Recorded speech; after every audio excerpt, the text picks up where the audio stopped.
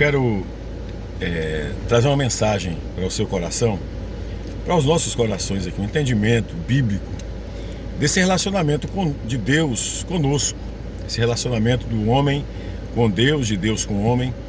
E há várias orientações na Bíblia Sagrada. Uma delas é pelo apóstolo Paulo, outra pelo apóstolo João. E todas elas trazem verdades para você, para mim, que querem se relacionar com Deus de fato. Muitas vezes nós vivemos em um mundo de mistura. Nós achamos que tudo pode. E para servir a Deus basta nós dizermos que servimos a Deus ou simplesmente frequentarmos alguma religião, alguma coisa do gênero. Mas a palavra de Deus que pauta pela verdade, o que ela afirma aqui na primeira epístola aos Coríntios, capítulo 10, versículo 14 a seguir. Olha que texto maravilhoso. Pegue sua Bíblia. Primeira epístola aos Coríntios, escrita, inspirada pelo Espírito Santo e foi escrita por Paulo. E ela fala o seguinte nesse texto aqui. Portanto, meus amados, fugi da idolatria. Falo como a sábios. Julgai vós mesmos o que digo.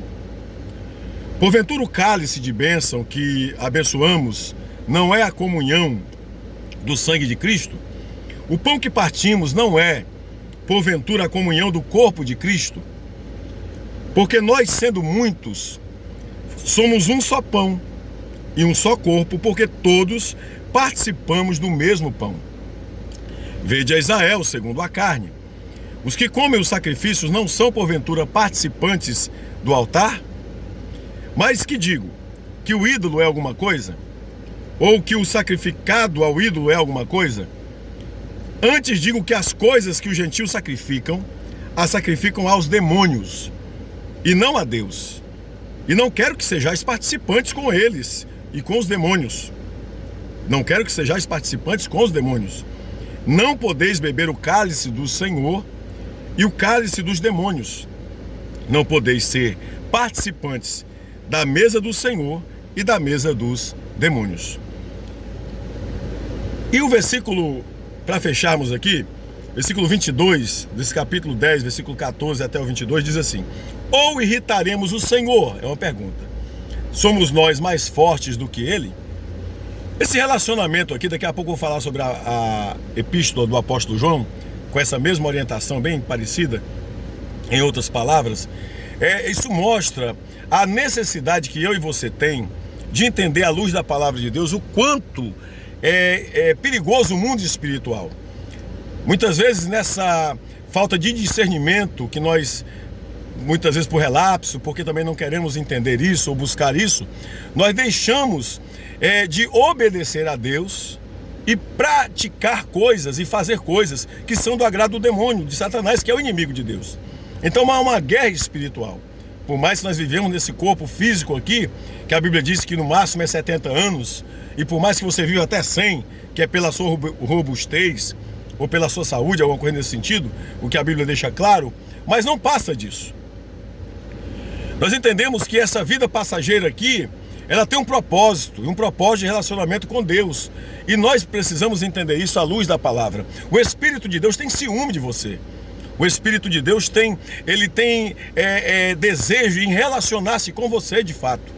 Estou falando isso aqui independente de religião, porque Deus chama a salvação todos os homens, todas as mulheres.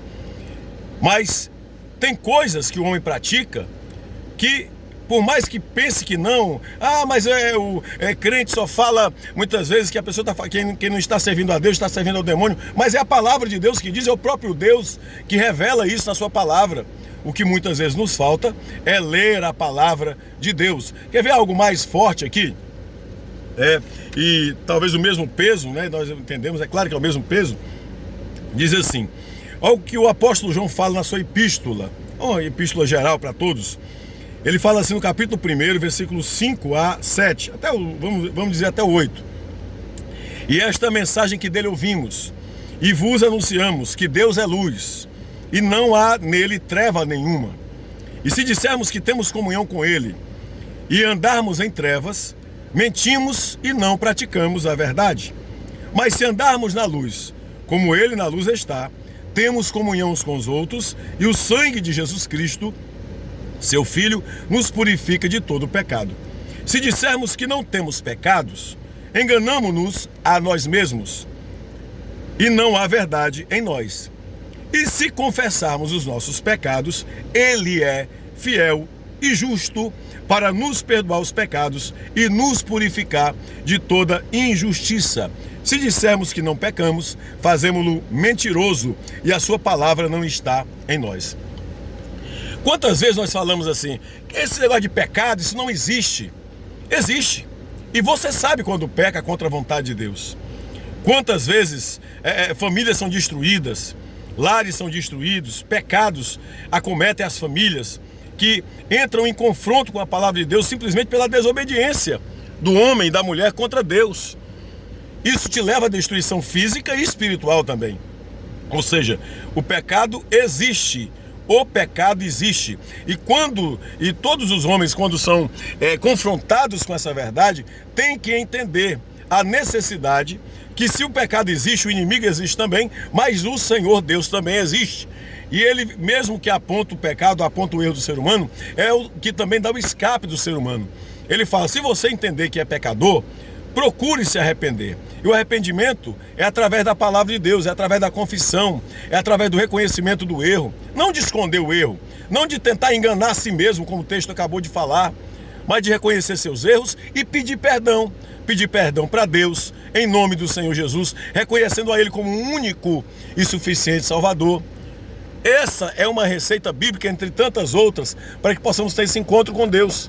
Que você possa refletir sobre essa palavra e, com muito temor a Deus, buscar essa salvação para a sua alma.